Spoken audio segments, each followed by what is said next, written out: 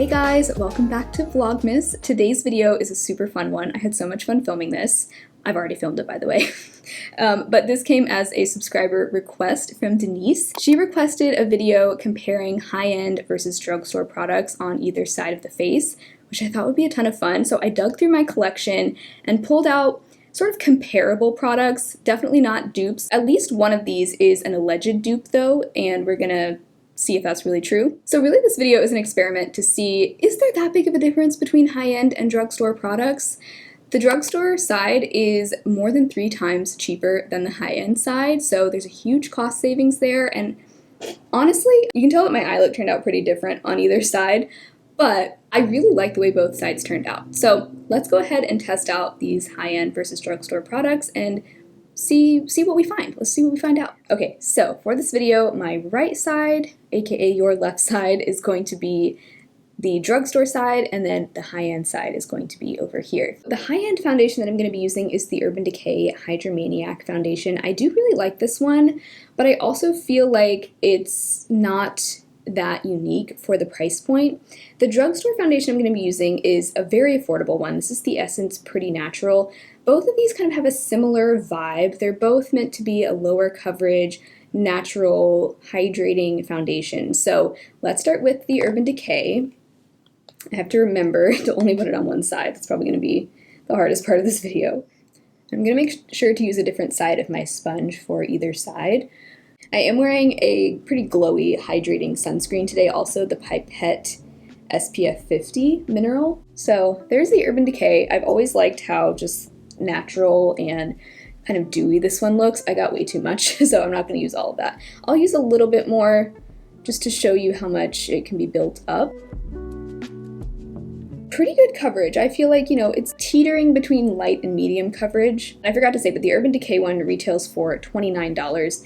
Now, the Essence Pretty Natural foundation retails for $7. Although I saw on Ulta, it's currently only like $3.25 or something like that, but they only have some shades available, so I'm kind of worried that they're either discontinuing this or no longer going to be selling it at Ulta, but the Essence website still has it for $6.99. Now, this one has been a little bit finicky for me.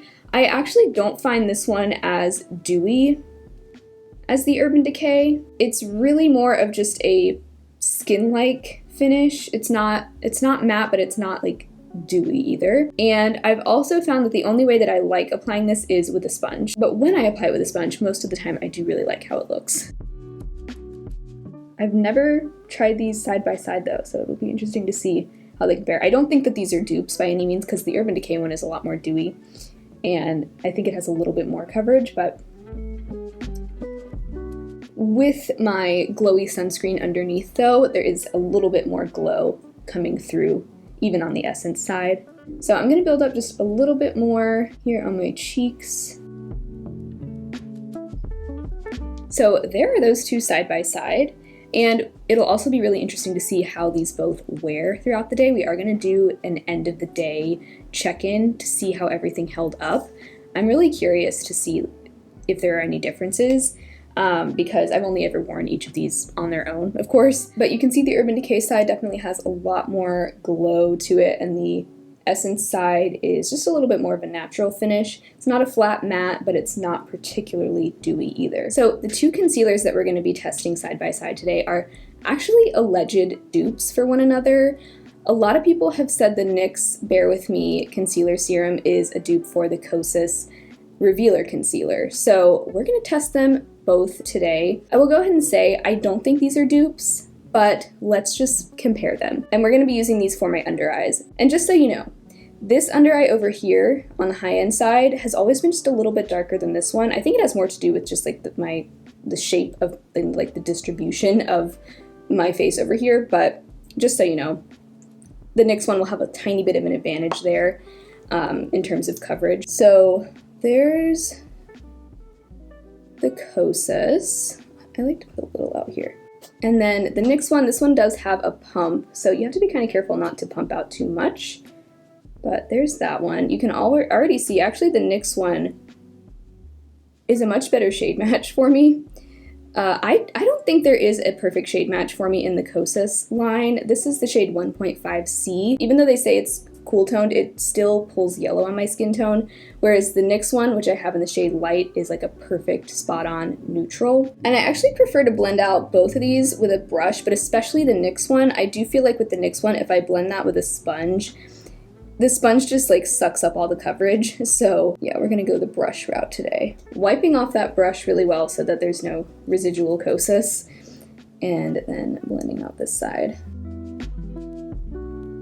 So there are both of those. I was gonna say I feel like the NYX one has a little bit less coverage than the kosas, but looking at them side by side, I do feel like they have a pretty similar amount of coverage actually. The NYX one though, it's just a little bit of a thinner texture than the kosas, which you might prefer, but I do feel like the kosas one usually does give me just a little bit more coverage. It's hard to tell though because my under eyes aren't perfectly symmetrical, so it's a little tricky to compare, but I like the way both my under eyes look right now. Okay, so next we're going to be comparing two similar dual-ended contour and highlight products.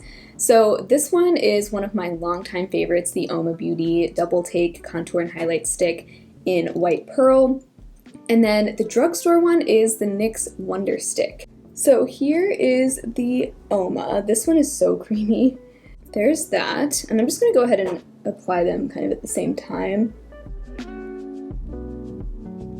The NYX one is not quite as like slippy and creamy as the Oma, but it still glides on very easily. So let's compare how they blend out.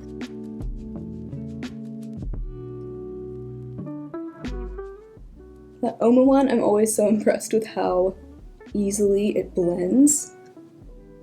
Taking anything left over down here, wiping off my brush, and now for the NYX side.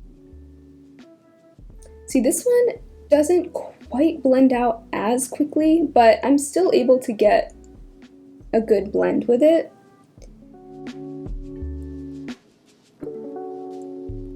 I have to say, I think just as far as the experience, I do kind of still prefer the Oma one, even though, I mean, you can see I got a very similar look from both. The NYX one almost has a little bit more of a cool undertone. Once it's blended out, you can see more of that almost pinkish coolness to it, whereas the Oma one has a little bit more warmth to it once you blend it out. You know what, I have my blinds open. I'm actually gonna close them though, because I feel like it's making this side of my face lighter than this side. Normally I like letting a little natural light in, but I think that's gonna give us a better, more accurate picture of the comparison. Now, both of these also have a highlighter. The highlighter shades are pretty different. The Oma one is much more pink, whereas the NYX one is more of like a champagne sort of color, like a more warm toned champagne. But I'm still gonna test both of these side by side, because it's not all about finding exact dupes today. It's more just seeing like which side do we like better, who does it better, drugstore or high-end. I'm just gonna blend those both out with my fingers.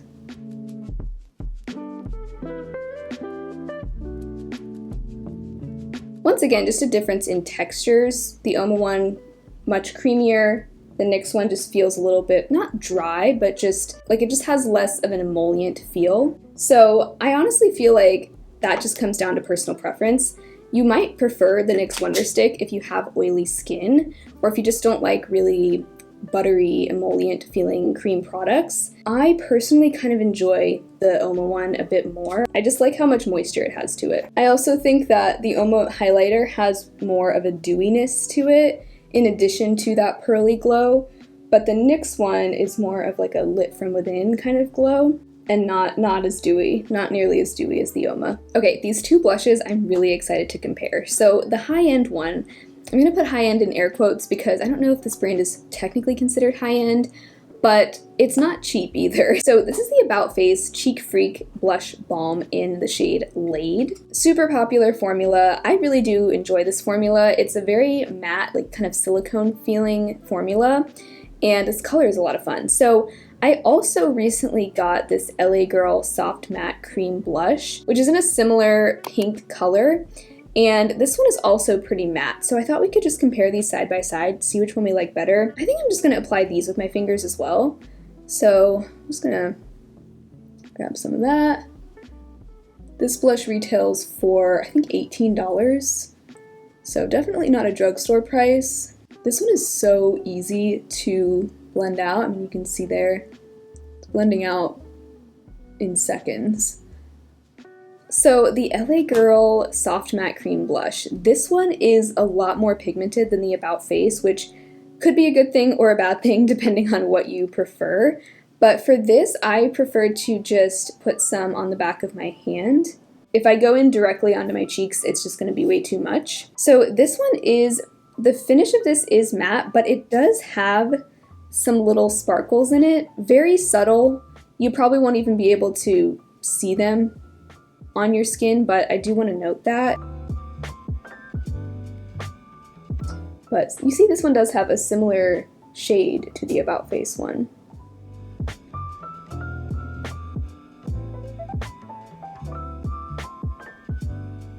I think I do want to go over both sides with a brush real quick just to make sure they're really blended. I feel like I had an easier time blending out the About Face blush, I will say that, but I'm surprised by how similar those shades are. If you're wanting a blush this color, the LA Girl one, which, did I say the name of this LA Girl blush? This is in the shade Rosebud. Really similar color to the About Face Laid color. Next up, for powder, for my high-end powder, we're going to be using the Kosas Cloud Set powder. I actually only own 2 powders as it is, but one of them is this one, and the other one is a drugstore powder. This is the e.l.f. Halo Glow Setting Powder. Let's start by setting the under eyes, and first let's take a look at how much creasing has occurred here without these concealers being set. I actually feel like I've gotten about the same amount of creasing on both the Kosas concealer and the NYX Bare With Me. Maybe those 2 concealers are more similar than I thought. Before I set, I'm gonna just tap out the creasing with my brush. So here, going in with the Kosas powder, and then setting this side with my e.l.f. powder. I actually feel like the e.l.f. powder is less drying than the Kosas now that I have them on side by side. The Kosas eye just looks a little bit crepier, and the e.l.f. eye looks a lot smoother. So let's set the rest of the face now. And then going in with the e.l.f. powder over here. There, everything is set into place. I do feel like this side looks more matte than the high-end side, but that is mostly, I think, because I'm wearing a less dewy foundation on this side. The Essence Pretty Natural, this one does end up just looking a lot more matte once it's set into place, but I don't feel like either side looks dry. So I think this confirmed that I like the e.l.f.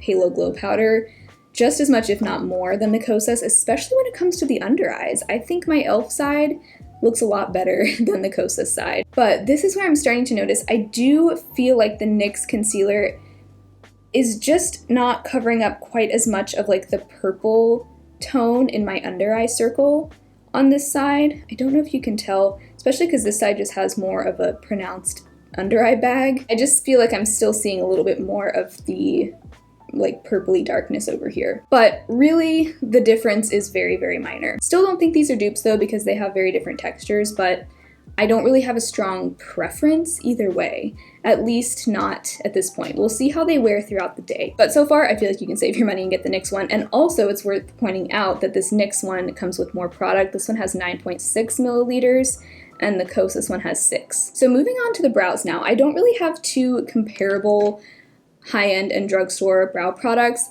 The only high-end brow product I have is the ABH Dip Brow Pomade, so I will go ahead and use that on the high-end side, and on the drugstore side, I will use my favorite NYX Thick It Stick It Brow Gel. I feel like pomades get a bad rap for, like, people kind of think of like the 2016 Instagram brows when they think of a pomade like this, but I think you can still get a pretty natural look with a brow pomade. So that's the kind of look I'm going to be going for today.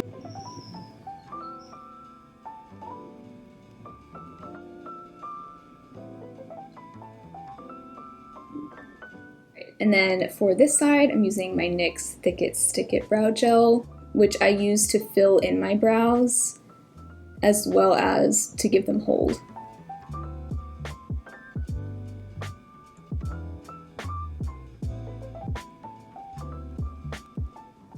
Okay, so I feel like the NYX side has a lot more thickness to it.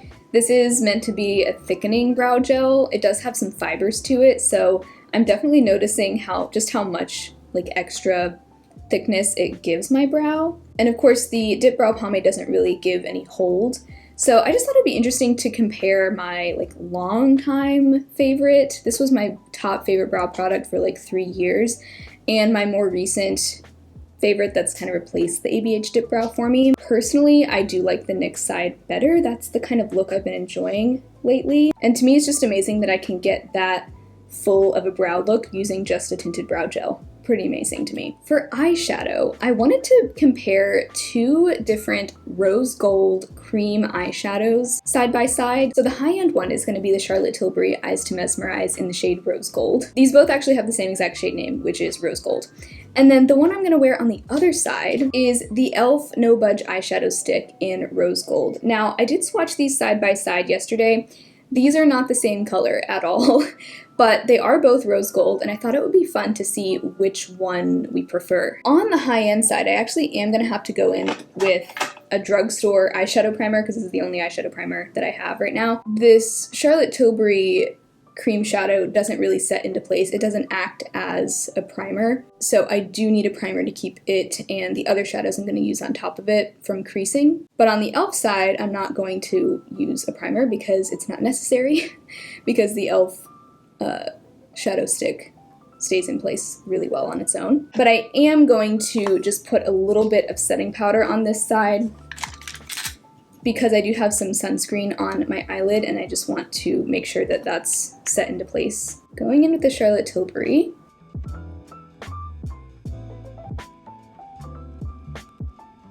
And then I'm just gonna blend that with just this random brush. Really any brush will work to blend it. There's that pretty color. I've just said before, I feel like you can get this same effect from much more affordable eyeshadows, and I really don't feel like there's anything that special about the shade. So there's the Charlotte Tilbury. Now for the e.l.f. So this one you'll see is more of like a cool toned rose gold. And it has a lot more shimmer to it. It's a little more sparkly, whereas the Charlotte Tilbury one is much more of like a pearlescent finish. So clearly, you know, not dupes at all, but I actually kind of like how much more reflective the e.l.f. side is. I also really appreciate that the e.l.f. side actually sets and doesn't budge, whereas the Charlotte Tilbury side, it doesn't really set into place, and you definitely need an eyeshadow primer underneath that. So I decided to compare 2 different kind of pocket palettes, small palettes. So on the high-end side, we're going to be using the Urban Decay Mini Naked Sin, which just has a lot of your basic shades in it, neutral colors. And then on the right side, we're going to be using the e.l.f. Bite Size Quad in Cream and Sugar. I just wanted to see if we could achieve a similar look with both. So for the Urban Decay side, and I'm going to try to use the colors that do kind of coincide with each other so that we can get a somewhat similar look. So for my lid shade over here, I'm going to use the shade Sin, and I'm just going to use my finger to apply that. And I'm going to tap a little bit of Unlucky in the center, which is really similar to Sin. I've always said I feel like they could have swapped out one of those for a different shade because they're both just quite similar. And then for my crease shade over here, I'm going to take Boring. That's what it's called.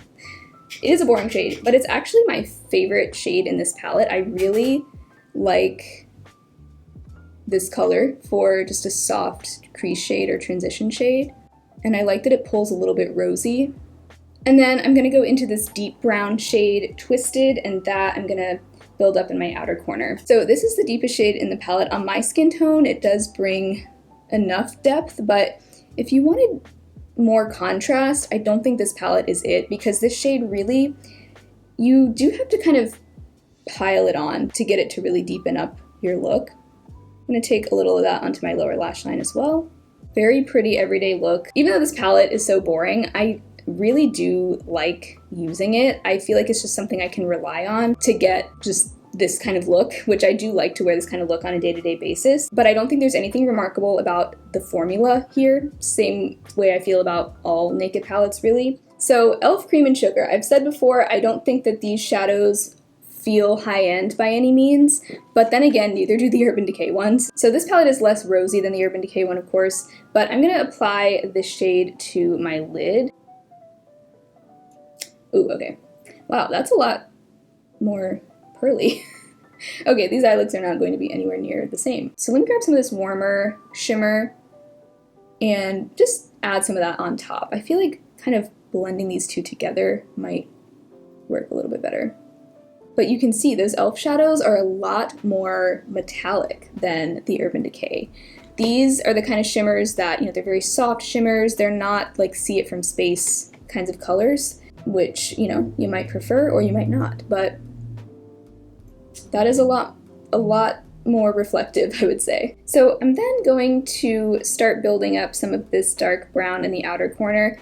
This brown does look a lot deeper than the Urban Decay one, but I don't feel like it's quite as pigmented as it looks, I guess. Like, it looks very dark here in the pan, but it is the kind of shadow that you're gonna have to build up a little bit. It's not going to be like wham in your face right away. I feel like that's going on a little patchy if I'm being honest. So to blend that out, I'm gonna grab this lightest shade, which is a very light beige. It's a little too light for me to use as a transition shade, but it's also like a little bit darker than what I'd normally use for a brow bone highlight color, so it's sort of an in-between shade. It's good for blending out. And I like that I can, if I want to get a more mid-tone color, I can just mix those two together, which I guess I can actually do that now. Let me dip into that and the brown and use that as more of my all throughout the crease shade. I'm just making up terms here. All throughout the crease shade. I don't know why I thought I could get such a similar look with these two palettes, because they're looking extremely different now. I'm gonna grab a little bit of that brown and smoke that out on the lower lash line. Really, I got like a cool toned eye over here and a warm toned eye over here. But just comparing the quality side by side, I think it's really gonna come down to personal preference, which you prefer. Like, these shimmers, to me, are a little more fun to work with because they're just a little bit more punchy, which I do like, but I can also appreciate a more pearly, glowy shimmer that's not so metallic. But I feel like pigmentation-wise, these are very comparable. I actually have to meet our pet sitter later today. She's coming over to meet the cats, and I am planning on wearing this look all day because I do want to check in at the end of the night to show you how everything wore, but I'm kind of I'll just wear some glasses and hope that she doesn't notice. I only have Drugstore mascaras at the moment, so I'm just going to put my Milani Anti-Gravity on both sides. This is my favorite. To even out the eyes a little bit, I think I'm going to take some of Bad Habit, this white, more like frosty color. I'm just going to tap a little bit of that over on this side because I was surprised by how light and frosty that light e.l.f. shade was compared to Sin from this, so I think that'll help just even things out a bit. Even though this shade is more of a satin finish, it's not even, I wouldn't even classify it as a shimmer. Let me grab a little bit more Sin, doing this while my mascara is still wet, which is a risky move, but. Okay, for the lips, I have two options. We could either compare two lipsticks or two lip glosses. These two lipsticks, they're two shades that I find really similar. They're almost dupes for each other. The e.l.f. Seriously Satin in Nectar and the Urban Decay Vice lipstick in Liar. There are those. The e.l.f. one is a little more orangey.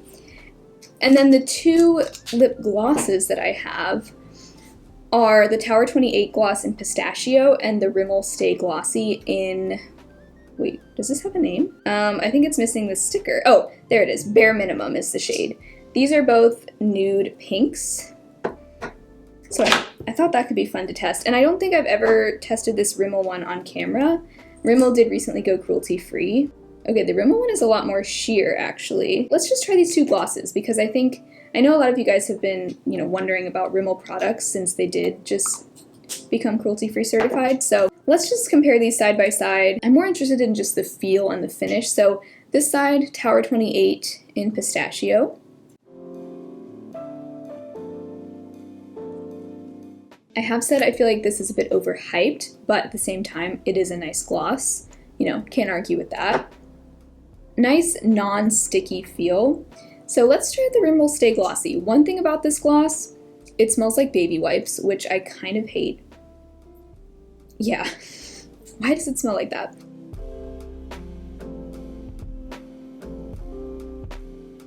This one I had to dip back in a few times to get enough, but it just didn't come out with quite as much gloss on it as the Tower 28 one.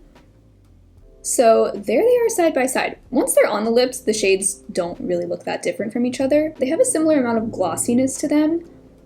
The Rimmel side does feel a lot stickier though, which to me isn't always a bad thing because sometimes I feel like that means that the gloss is going to stay on longer, and I can taste the Rimmel one, which I don't like. So this one does feel a lot cheaper to me, but as far as the way it looks on my lips, it's quite similar. But then again, most glosses just look glossy. That's kind of the point. There's not that much variation in how they look on your lips. So there's the completed look. I went to do my hair and then I filmed the intro of this, so it's probably been about 30 to 45 minutes since I finished the look. I wanted to quickly talk about the cost of each side of my face here. So the high-end side, I calculated the total cost of all the products we used, and it came out to about $250. And the drugstore side totaled out to about $70. So very big difference in price. The high-end side was 3.5 times more expensive than the drugstore side. Let me know down below, which side did you like better, if you had a clear preference? For me, as far as the complexion products and just the face products, I do prefer the high-end side. I like the Urban Decay foundation more than the Essence one. And I also feel like my blush on this side looks a lot better than on this side. This one just looks a little bit patchy and just not quite as smooth and blended. But for the eyes, I don't really have a strong preference either way. I do like the drugstore brow better than the high-end brow, and I kind of like the more intense metallic shades over here, but I also really like this look on this side. So it is now, okay, wow, it's already 3:24 p.m. It took me a long time to film this, but in just a few seconds we will cut to the end of the night check-in so we can see how everything held up. So here comes future me. Okay, so it is now 10:30 p.m., which means it's been like 7 to 8 hours since I finished doing the makeup. I know it was about 3:30 when I left you last time, but I think when I actually finished the look it was more like 2:30. So earlier today, you might remember, I liked the way that my face products looked on the high-end side better than the drugstore side. But now looking up close, I'm actually liking the drugstore side better. I feel like it looks actually a little bit less dry. And I also feel like the cheek products over here stayed in place a little bit better on the drugstore side. Whereas I feel like they faded a little bit on the high end, especially the contour, the Oma contour over here. I feel like I can still see the NYX one on this side, but the Oma one seems to have faded. I feel like I can still see it somewhat over here, but just everything over here looks like it's faded. Now I was sitting here editing and maybe I was going like this, although I don't really remember doing that, but it's possible. But it really looks like things have worn off on the high-end side much more than the drugstore side. Even the About Face blush, now that blush was a little bit more sheer to begin with than the LA Girl. The LA Girl had a lot more pigment to it, but I even feel like that has faded a little bit since earlier. Both of the eye looks still look impeccable, I think. Like, no creasing, really no fading. I think they both look fantastic. I do have some creasing in my smile line over here from the Essence foundation, but other than that, I feel like this whole side of my face, the complexion products, just look pretty smooth and still pretty intact. Whereas over here, I'm noticing things are looking a little bit dry and just broken up in this region. To me, the most notable thing of all is the under eyes. I think my drugstore under eye with the NYX concealer looks so much better than the Kosas side right now. Let me get you real zoomed in here. So here's like a super up close look, but just look at my under eyes for a second here. Doesn't this one look a lot more dry? And there's actually a lot of creasing down here, like in these fine lines and up here, while there is some minor creasing on the NYX side, but not nearly as much. So that's what surprised me the most, because I didn't realize that there was such a big difference in the way that those products wore. Even though the LA Girl blush stayed in place a long time, I kept noticing throughout the day that I just didn't really like the way it looked on my cheek. Like, I felt like it just looked like a little bit too much, and also just a little bit patchy, like not quite as smooth and even as the high-end side. But now that the day has gone on, I am really impressed by how well that color at least stayed on my face and didn't fade. So let me know down below, which do you think was the winner, high-end or drugstore? I'm gonna have to say, for me, drugstore wins simply because of the staying power. I'm pretty impressed, but I'm gonna go ahead and wash my makeup off and get ready for bed. But thank you so much for watching today's video. If you enjoyed it, be sure to give it a thumbs up, subscribe to my channel if you haven't already, and hopefully I will talk to you tomorrow in my next video. Bye.